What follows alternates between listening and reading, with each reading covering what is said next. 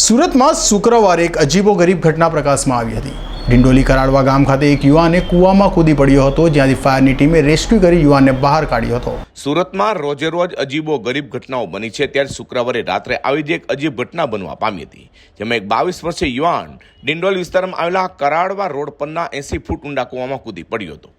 આ બનાવને લઈને સ્થાનિકોએ ફાયર બ્રિગેડને જાણ કરી હતી, જેથી તાત્કાલિક ફાયર બ્રિગેડની ટીમ ઘટનાસ્થળે દોડી જવા પામી હતી અને કૂવામાંથી રેસ્ક્યુ કરી કૂદી પડેલી યુવાનને સહી સલામત બહાર કાઢ્યો હતો।